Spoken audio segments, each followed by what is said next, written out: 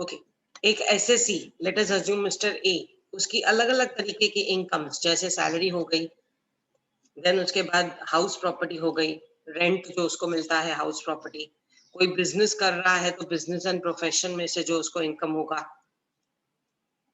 उसके बाद उसके कैपिटल गेन्स जो भी एसेट्स वगैरह उसके पास हैं, ये सब हम लोगों ने अभी तक उसके इनकम्स किए हैं। अब हम लास्ट पार्ट ऑफ इनकम पे आ रहे हैं, लास्ट हेडिंग ऑफ इनकम पे आ रहे हैं, जिसको हम लोग बोलते हैं अदर सोर्सेस। जैसे ही ये सब 5 हेडिंग्स आपने कंप्लीट कर ली ना, देखो salary, house property, business profession, capital gains, other sources, तो हमको इन सबको प्लस करके ऑल 5 हेडिंग्स की इनकम को प्लस करके हमको मिलता है gross total income. Gross total income, और इस ग्रॉस टोटल इनकम में से कुछ डिडक्शंस मिलते हैं। ये डिडक्शंस कॉम्प्रिहेंसिव डिडक्शंस आप जिसको बोल सकते हो, जो डिडक्शंस सबको मिलते हैं इरेस्पेक्टिव। सैलरी का डिडक्शन किसको मिलेगा? जिसको सैलरी मिलती है। हाउस प्रॉपर्टी का डिडक्शन किसको मिलेगा? जिसको हाउस प्रॉपर्टी मिलती है, यानी कि रेंट मिलता है। मान लो मेरे पास कोई घर नहीं है रेंट पे, मेरे पास कोई प्रॉपर्टी नहीं जो मैंने रेंट पे दी हुई है, एक ही घर है जिसमें मैं खुद रह रही हूँ, तो मुझे डिडक्शन नहीं मिलेगा। लेकिन ये जो ग्रॉस टोटल इनकम में से डिडक्शंस है ना, ये सबके लिए है। सो वो एक चैप्टर हमको करना है डिडक्शंस का। डिडक्शंस करने के बाद हमको मिलता है नेट टोटल इनकम। इसका मतलब you can understand that we are coming on the winding up part. आप 5th पॉइंट जो कर रहे हो means you are coming on winding up part. Okay, simple. कोई भी पूछे ना आपसे कि कौन सा टॉपिक छोड़ना है, कोई भी टॉपिक नहीं छोड़ना है। मुझे मेरी टीचर ने ए सिखाया, मुझे मेरी टीचर ने पी सिखाया, मुझे मेरी टीचर ने ई सिखाया, मुझे मेरी टीचर ने एल सिखाया। अब एक दिन टीचर बुलाएगी मुझे, आपको मालूम है नर्सरी में हम लोग ये छोटी छोटी चीजें खाली एबीसीडी तक सिखाते हैं, फिर आगे बढ़ते हैं धीरे धीरे करके, फिर जूनियर सीनियर में आके टीचर ने मुझे समझाया कि एप्पल कैसे बनाते हैं। मुझे एक बात बताओ, अगर मैं टीचर से पूछती कि ये 4 अल्फाबेट में से पी मुझे बहुत डिफिकल्ट लगता है, मुझे पी नहीं लिखना आता है, नहीं चाहिए, नहीं लिखूं तो चलेगा क्या, नहीं सीखूं तो चलेगा क्या? Answer is no. अगर आप पी नहीं सीखोगे तो आप एप्पल नहीं लिख पाओगे। सो दिस इज समथिंग, कोई पूछे ना अगर कि हमको कौन सा टॉपिक छोड़ना है, छोड़ने जैसा कुछ नहीं है। आप इतना हो सकता है कि थोड़ा सा कम ध्यान दोगे उस पे या थोड़ा सा ज्यादा ध्यान दोगे दूसरे पे, दैट में भी ओके।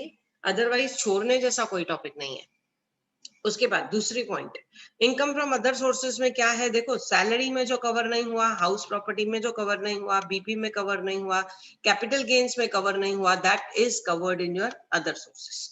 अदर सोर्सेज मतलब ऑल क्या बोलते हैं ना, left overs, all left over income, जो भी इनकम रह गई, जिसको मैं किस हेडिंग में डालूं मुझे समझ में ही नहीं आ रहा है, तो I can put up in other sources. कैसी इनकम्स होती हैं ये अदर सोर्सेस में डालने वाली, उनके लिस्ट के ऊपर हम आते हैं। लेकिन जो भी आपके लेफ्ट ओवर इनकम से हम इसमें डालते हैं, और एक सिंपल इसमें एक पॉइंट आती है कि इसमें आपको expenses, expenses earned to, sorry, expenses paid for earning that income is allowed. Okay, वो इनकम कमाने के लिए मुझे जो भी खर्चे करने पड़ रहे हैं वो सब अलाउड होता है। ठीक है, अब इसमें कौन से इनकम्स आती हैं, देखो मेन मैं आपको बता रही हूँ, फिर तो बाकी एक ऐसे ही प्रॉब्लम मैंने डाला है जो हम डिस्कस करेंगे, विद सॉल्यूशन डाला है। ज्यादा दिमाग लगाने की जरूरत नहीं, हम इनके पॉइंट्स करेंगे डायरेक्टली, प्रॉब्लम्स जो है इसके करेंगे। We will be directly doing that total income chapter, उसमें ये सब आने वाला है, तो वहां रिपीटेशन में हम कर लेंगे। सो यहाँ पे 1-2 प्रॉब्लम हमने सिर्फ डिस्कस भी कर लिए ना, तो हो गया। सो एक तो डिविडेंड। डिविडेंड एक ऐसा इनकम है, मान लो आपने डिविडेंड आप किधर कवर करोगे? मैंने किसी कंपनी के शेयर्स लिए हैं और मुझे वहां से डिविडेंड मिल रहा है, उसको सैलरी में नहीं बोल सकती, हाउस प्रॉपर्टी नहीं बोल सकती हूँ, कैपिटल गेन्स नहीं बोल सकती हूँ, बिजनेस प्रोफेशन नहीं बोल सकती हूँ, तो मैं उसको क्या बोलूँ? ये कमाई है पर मेरी नहीं है, दूसरी कंपनी की है। वो कंपनी मुझे उसमें से अपना हिस्सा दे रही है, डिविडेंड दे रही है। So that dividend will be included in your income from other sources. Okay, लेकिन डिविडेंड के साथ एक बात आती है, इमेज साथ में पॉइंट आई हुई है, तो याद रखना, इंडियन कंपनीज डिविडेंड, जो इंडियन कंपनीज डिविडेंड देती हैं हमको, इज एग्जेम्प्ट फ्रॉम टैक्स। इसमें एक ऑब्जेक्टिव आता है, उस ऑब्जेक्टिव पे ध्यान देना। मैं आपको बता रही हूँ, ध्यान से तुम लोग सुनेंगे। ऑब्जेक्टिव आता है इसमें, C, dividend is exempt under section 10 subsection 34 वैसे एक्चुअली डिविडेंड का अमाउंट जो एग्जेम्प्ट अमाउंट है वो दिया हुआ है, एग्जेम्प्ट अमाउंट 10 लाख रुपया, लेकिन कोई भी कंपनी या कोई भी इंसान 10 लाख रुपए जितना डिविडेंड नहीं लेगा। ओके, 10 लाख रुपए जितना डिविडेंड लोगों को नहीं मिलता। डिविडेंड कितना मिलता है आपको मालूम है? 5 पैसा पर शेयर। ठीक है, ऐसे करके 5 पैसा पर शेयर, 10 रुपया पर शेयर। जो 10 लाख मतलब बहुत बड़ी बात हो गई। इसके लिए हम 10 लाख का अमाउंट याद नहीं करते हैं, हम ये स्टेटमेंट याद करते हैं कि Indian companies dividend is exempt from tax under section 1034। लेकिन अब आपके पास ऑब्जेक्टिव्स है, तो ऑब्जेक्टिव्स के लिए आपको याद रहना चाहिए 10 लाख रुपए तक का एग्रीगेट डिविडेंड, एग्रीगेट मतलब gross without cutting tax, aggregate dividend is exempt.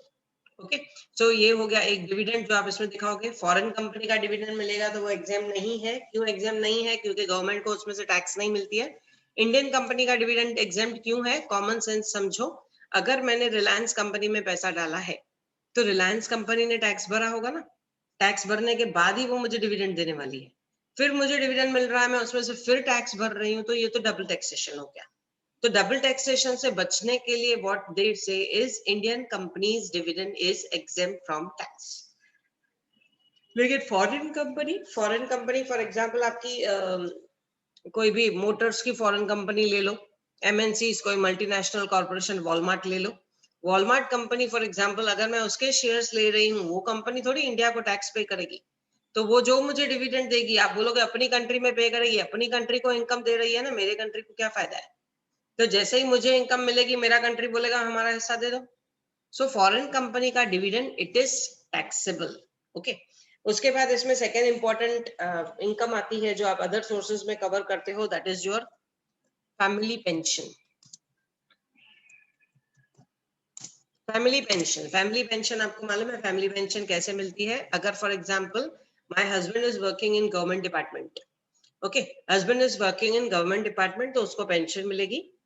After him pension is given to wife, यानी कि मुझे, after me pension is given to daughters till they get married, or to the children till they are dependent.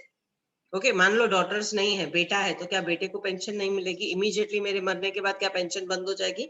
Answer is no, till they are dependent, यानी कि 18 साल तक, अगर बेटा 18 साल तक होता है या डॉटर की शादी हो गई, तब तक पेंशन हमको मिलती है। Okay, family pension is received by the person working. Yes, family pension is given to the person working, जिसने रिटायरमेंट लिया, जिसका रिटायरमेंट हुआ, सेल्फ, उसकी डेथ होने के बाद उसकी वाइफ, उसका स्पाउस बोलते हैं हम। ठीक है, हस्बैंड है तो वाइफ, वाइफ है तो husband. So self comma spouse comma dependent children. Dependent जब तक आपके ऊपर डिपेंडेंट है, जब एक बार उनकी शादी हो गई या लड़का 18 साल का हो गया तो ऑटोमेटिकली पेंशन आना बंद हो जाता है। अब ये फैमिली पेंशन अगर आपको मिल रही है, समझो मुझे मेरे डैड की फैमिली पेंशन मिल रही है, डैड की पेंशन मेरे नाम पे आ रही है, मैं समझो एक 12 साल 13 साल की हूँ, तो ये मेरी सैलरी भी नहीं होगी, ये मेरा हाउस प्रॉपर्टी भी नहीं होगा, कैपिटल गेन्स भी नहीं होगा, बिजनेस प्रोफेशन भी नहीं होगा। इसको मैं किस में ऐड करूं? तो इसको ऐड करने के लिए we have income from other sources. तो तुम लोग बोलोगे पेंशन जितनी मिलती है, पेंशन ऐसे आप लोगों ने एजेड लेडीज देखी होंगी जिनको 15-15 20-20 हजार रुपए पेंशन मिलती है, महीने की 15,000 20,000 रुपए पेंशन मिलती है। तो ये जो पेंशन मिलती है इसका डिडक्शन कितना, please note down, properly note down करना, ये ऑब्जेक्टिव्स में भी आएगा और आपको प्रॉब्लम्स में भी आएगा। 1/3 of it is total pension. एक minute,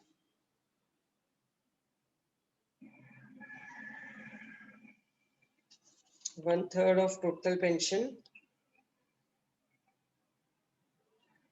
yes, 1/3 of pension, it's not total pension, 1/3 of pension or rupees 15,000 whichever is less, मतलब मैक्सिमम 15,000 रुपए तक आपको इसका डिडक्शन मिलता है। फैमिली पेंशन का डिडक्शन आप कैलकुलेट करोगे, अगर 5,000 है तो 5,000 लोगे, अगर 18,000 है तो 15,000 तक लोगे। ठीक है, 1/3 ऑफ पेंशन और rupees 15,000 whichever is less।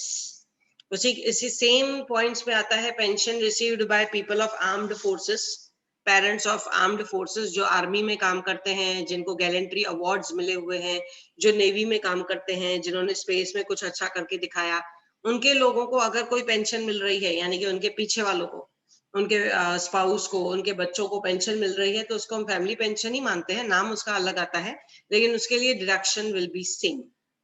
Okay, so ये याद रखना, डिडक्शन इज 1/3 ऑफ पेंशन और ₹15,000 व्हिचएवर इज लेस। उसके बाद कुछ अवार्ड्स एंड रिवॉर्ड्स आपको मिलेंगे। अवार्ड्स एंड रिवॉर्ड्स, मुझे अवार्ड मिला भारत कॉलेज से, समझो फॉर 100% रिजल्ट, 100% रिजल्ट के लिए मुझे अवार्ड मिला, तो वो अवार्ड कितना, समझो 5,000 भी मिला, वो 5,000 रुपया अवार्ड में किसमें दिखाऊं, सैलरी में नो, हाउस प्रॉपर्टी में नो, कैपिटल गेन्स में नो, बिजनेस प्रोफेशन में नो, अदर सोर्सेज में yes. So awards and rewards. वैसे एक बात याद रखो, अगर आपका एम्प्लॉयर, भारत कॉलेज मेरा एम्प्लॉयर है, एम्प्लॉयर अगर मुझे अवार्ड देता है तो वो सैलरी में दिखाते हैं, लेकिन अगर मुझे कहीं बाहर से अवार्ड मिल रहा है, गवर्नमेंट ने मुझे अवार्ड दिया कि कोरोना के टाइम पे आपने एनएसएस में बहुत अच्छा काम किया, चलो उसके लिए मुझे अवार्ड मिला, तो वो एक टैक्सेबल नहीं रहेगा, वो एग्जेम्प्ट रहेगा। लेकिन कुछ अवार्ड्स होते हैं जो आपको एक्सटर्नल बॉडीज देती हैं, जैसे एनजीओज हो गए, रोटरी क्लब वगैरह हैं, वो दे रहे हैं, ठीक है, कोई पर्टिकुलर सोसाइटीज हैं, ट्रस्ट हैं, वो दे रहे हैं, तो that awards and rewards will be taxable under income from other sources. याद रखना, अवार्ड्स एंड रिवॉर्ड्स जब अगर मुझे मेरे इंस्टीट्यूशन से मिले तो वो मेरा जॉब है, वहां पे it is income from salary. लेकिन अगर यही अवार्ड एंड रिवॉर्ड मुझे बाहर के किसी इंस्टीट्यूट, किसी ट्रस्ट से मिल रहा है, गवर्नमेंट अवार्ड है, परमवीर चक्र, लाइफ टाइम अचीवमेंट अवार्ड, ये सब मिलता है गवर्नमेंट से, तो ये एग्जेम्प्ट है। और बाकी कहीं से भी मुझे प्राइवेट इंस्टीट्यूट से मिल रहा है awards and rewards, that will be taxable. उसके बाद कैजुअल इनकम, अचानक से जो इनकम हो गई, जिसके बारे में आपने कभी सोचा नहीं था, अचानक से बाप दादा की वसीयत खुल गई, उसमें आपको 1 करोड़ की प्रॉपर्टी मिल गई, तो आप उसको किस में दिखाओगे, ना सैलरी, ना हाउस प्रॉपर्टी, ना capital gains. Casual income is shown under income from other sources. उसके बाद interest on bonds, interest on debentures, interest on fix deposits, जो भी आपको इंटरेस्ट मिला है बॉन्ड पे, फिक्स डिपॉजिट्स पे, वो सब इंटरेस्ट आप अदर सोर्सेज में दिखाओगे। हॉर्स विनिंग, रेस में से पैसा कमाया आपने,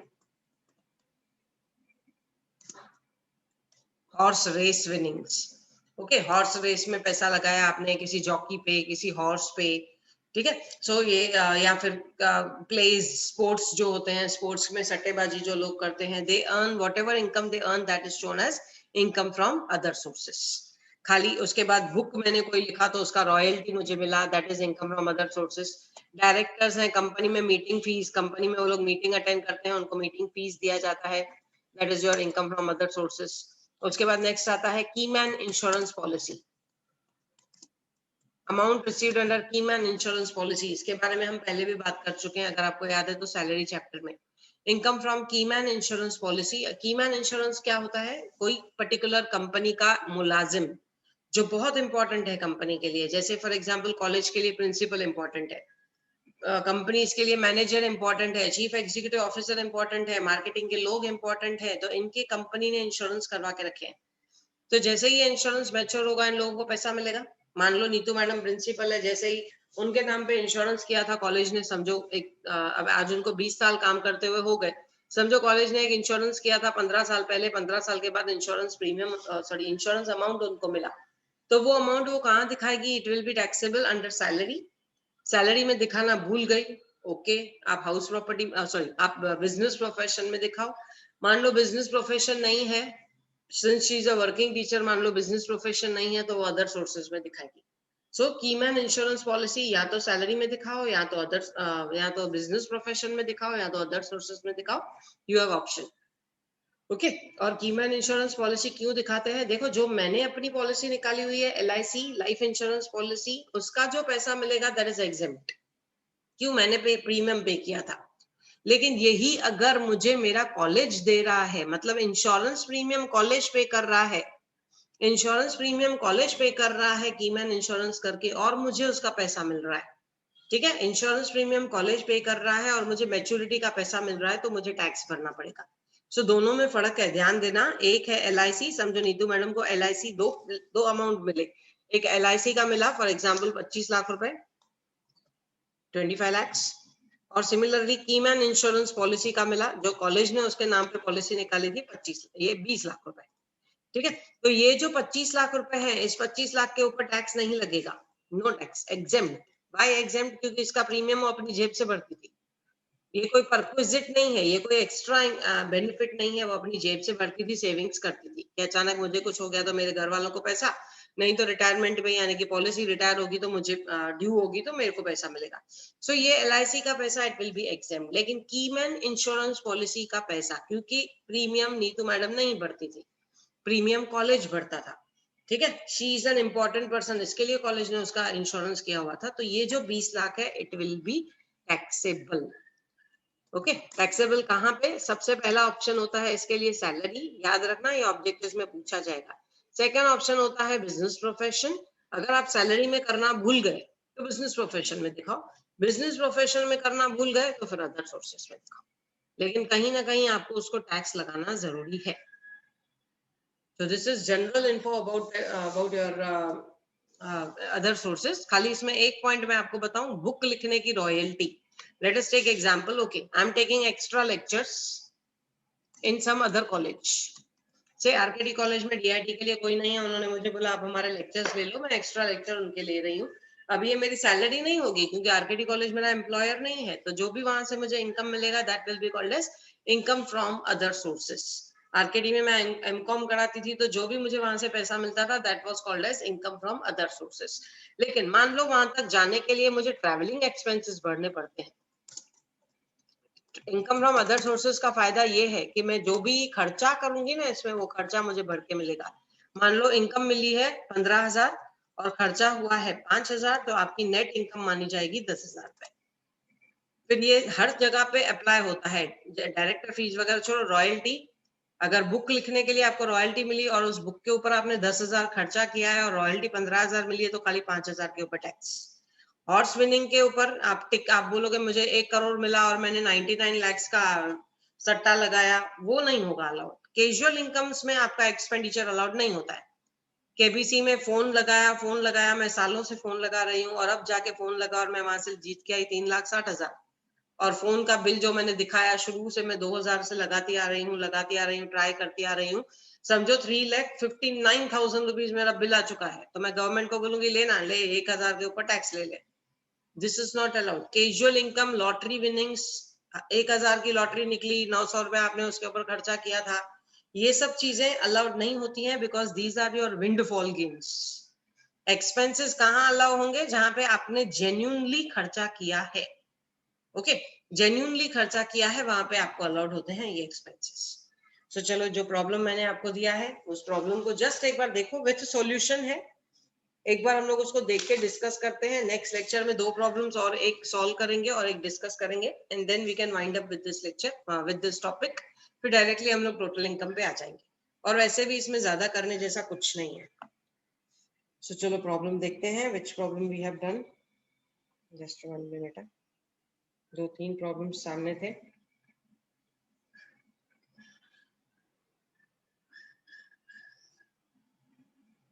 इलस्ट्रेशन 7, यस, इलस्ट्रेशन 7 मैंने आपको दिया है, जरा आप ध्यान से एक बार देखते जाओ, आपके हाथ में बुक ये रहेगा तो mobile. Mr. Valdiboy is a professor of law in MK College. The particulars of his income are given, of her income are given. Salary 32,000. अब ये क्योंकि ये प्रोफेसर है तो उसको सैलरी मिल रही है। आप देखो सॉल्यूशन में सैलरी अलग लिखा हुआ है 32,000, क्योंकि ये इनकम फ्रॉम सैलरी को आप इनकम फ्रॉम अदर सोर्सेज में मिक्स नहीं करोगे, ठीक है। मतलब यहाँ पे 2 हेडिंग्स वाला ये प्रॉब्लम है, salary and other sources. Salary आपने दिखा दिया 32,000। चलो आगे, royalty from books 25,000, expenses on typing 2,000। So royalty from books other sources में दिखाया हुआ है 25,000, उसमें से माइनस किया है expenses on typing 2,000, outer column में लेके गए हैं 23,000। उसके बाद honorarium receive from a management institute as a visiting lecturer. जैसे मैंने आपको बोला ना, एक्स्ट्रा लेक्चर्स कहीं पे लिए तो हमको पैसा मिलता है, जिसको आप ऑनरोरियम बोलते हो। ऑनरोरियम क्या होता है? जो फिक्स्ड नहीं है, एक लमसम अमाउंट। तो यहाँ पे इसको लमसम अमाउंट मिल रहा है 3,000। Conveyance for visiting the institute 200। So 3,000 में से 200 माइनस किया, 2,800, that will be added in the other sources income. उसके बाद एग्जामिनरशिप फीस, एग्जामिनर मतलब पेपर चेक करने वाला, ओके। एग्जामिनरशिप फीस, जो भी पैसा इसको मिलता है, अगर उसको कॉलेज में से मिलता है, एमके कॉलेज में से मिलता, तो वो सैलरी में ऐड करते थे। लेकिन यहाँ पे मिल रहा है यूनिवर्सिटी ऑफ मुंबई से। यूनिवर्सिटी ऑफ मुंबई हमारी एम्प्लॉयर नहीं है, ओके हमारा एम्प्लॉयर, मेरा एम्प्लॉयर भारत कॉलेज है, सिमिलरली इसका एम के कॉलेज है। सो जो भी उसको मिलेगा that will B charge under other sources, 1000 रुपया वहां दिखाया गया है। उसके बाद family pension of 42,000 on the death of her husband from his employer.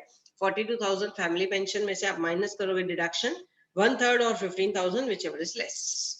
1/3 होता है 14,000 रुपए या फिर 15,000 विच एवर इज लेस। 42 का 1/3 14,000 या 15,000 which ever is less. 14,000 less है, माइनस करके आप आउटर कॉलम में लेके गए 28,000। उसके बाद she received Dronacharya award of ₹10,000 for the best teacher of the year from the state government. Government से मिले हुए अवार्ड्स मैंने आपको बोला दीज आर एग्जेम्प्ट। सो नीचे दिया हुआ है Dronacharya award is exempt under section 10(17)(a) and the total amount, gross total income comes to 86,800. कोई डाउट है? Any doubt if you have, you can ask. नहीं तो मेन पॉइंट्स यही थी। We can stop with the lecture here. जितना जरूरी है, और आज आपका 11 बजे कॉन्स्टिट्यूशन डे का प्रोग्राम है। Please everyone you have to join for Constitution Day program, क्योंकि आपका अटेंडेंस का स्क्रीनशॉट निकालो। देखो ये एनएसएस के स्टूडेंट्स के लिए मैं नहीं बोल रही हूँ, एनएसएस के लिए तो कंपलसरी है ही है, लेकिन अब ये सबके लिए कंपलसरी हो चुका है कॉन्स्टिट्यूशन डे। हमेशा एक काम करना, ऐसी चीजें जहाँ पे आप इन्वॉल्व होते हो ना, कुछ स्पेशल डेज होते हैं, 15 अगस्त कॉन्स्टिट्यूशन डे हो गया या आपका गांधी जयंती हो गया, इनमें जब आप अटेंड करते हो प्रोग्राम्स, उनका स्क्रीनशॉट निकाल के अपने पास सेव करके रखने का। इंटरव्यूज के टाइम पे आपसे पूछा जाएगा what type of social responsibilities you have completed. मान लो फिर आप उधर परेशान हो जाओगे कि मैंने तो एनएसएस नहीं किया था, मैं क्या बोलूं, मैंने आरसीबीसी नहीं किया था, मैं क्या बोलूं, मैंने डीएलएल नहीं किया था, क्या बोलूं। तो आप बता सकते हो कि मैंने ये प्रोग्राम ज्वाइन किया था या इसका मैं एक्टिव मेंबर था, like that. So please do get involve in that program. 11 बजे आपको उसके लिंक सर ने भेज दिए हैं। 11 बजे उस प्रोग्राम में तुम लोग को रहना है। अटेंडेंस दो, आधा 1 घंटा मुश्किल से वो प्रोग्राम चलने वाला है, कुछ ज्यादा टाइम नहीं चलेगा, ठीक है। और सेकेंड थिंग, कॉमर्स का जो बाकी है, just let me stop with the share, stop with the recording.